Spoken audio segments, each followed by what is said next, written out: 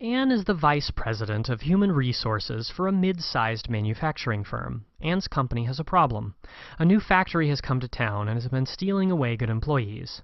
After conducting a sufficient number of exit interviewers with employees going over to the new factory, Anne concludes that the company's current compensation package is no longer competitive and needs to be updated if the company wants to keep its best employees. Employees at Anne's company are compensated through a mix of direct financial compensation, indirect financial compensation, and non-financial compensation. Let's take a look at each of these types of compensation and how Anne can use each to keep and retain employees. The most well-recognized form of compensation, and probably the first type of compensation sought by most workers, is direct compensation. Direct compensation is the money directly paid to employees in exchange for their labor. Direct compensation includes wages, salaries, bonuses, tips, and commissions. One of the easiest ways for Anne to sweeten the pot to induce employees to stay with the company is to increase direct financial compensation.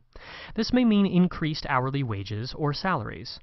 Alternatively, she may opt to increase variable pay, which is pay that has to be earned by performing to some standard. For example, she may offer performance pay for each employee that meets his or her quarterly performance goals. Another tool available to Anne is indirect financial compensation. Indirect financial compensation is a benefit given to an employee that has financial value but is not a direct monetary payment. It is often referred to as a non-cash benefit.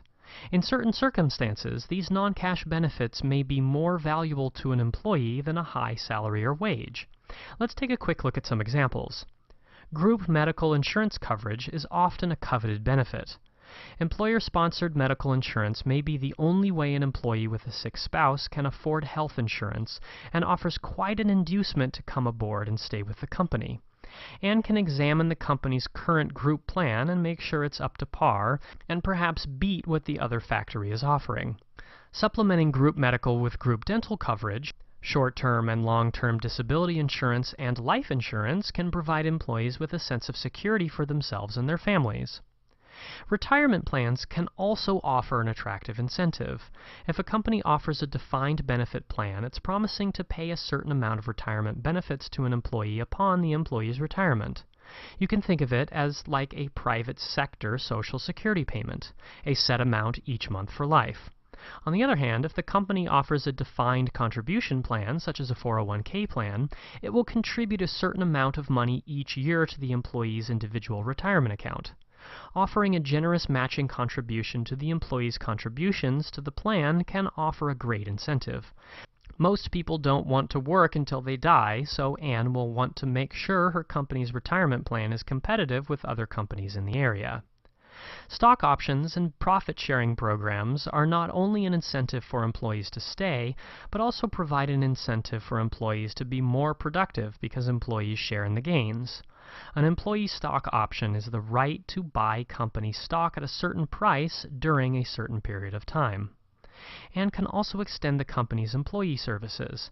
These are services that employees receive from the company, such as counseling, legal referral, career planning, wellness plans, and fitness club memberships. And can also try to improve the company's non-financial compensation that it offers to employees. Non-financial compensation doesn't have any monetary value. Instead, it involves the satisfaction that an employee receives from his work environment.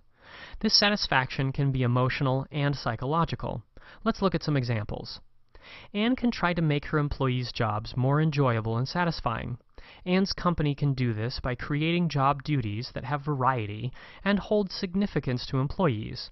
She can allow employees more autonomy and provide prompt and constructive feedback to them.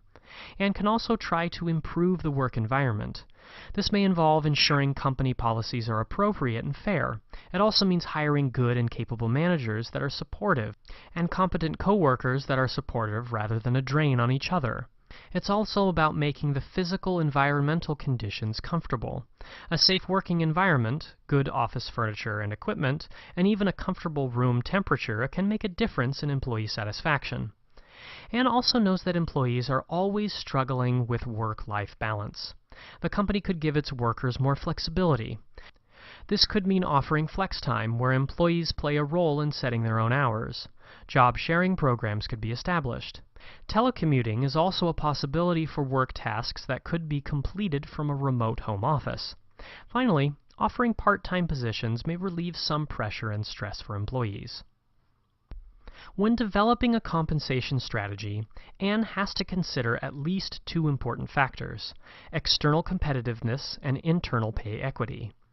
Anne and the company need to research the current state of the labor market to determine the prevailing wage or salary for the positions the company needs to fill. A salary survey is one approach where a statistically significant sample of salary data is collected about a job position from different employers in the market. After determining the market rate, the company must determine the rate it will offer to applicants based upon the company's overall organizational strategy and its ability to pay. Anne also has to be mindful of internal pay equity. Equity is a sense of fairness. Pay equity exists when the compensation received by an employee is equal to the value of the work performed by the employee. In other words, if a company has internal equity, then employees in the same position with the same level of knowledge, skills, and experience will have about the same compensation. Anne needs to make sure that there is equity not only between current employees, but also new employees and incoming employees.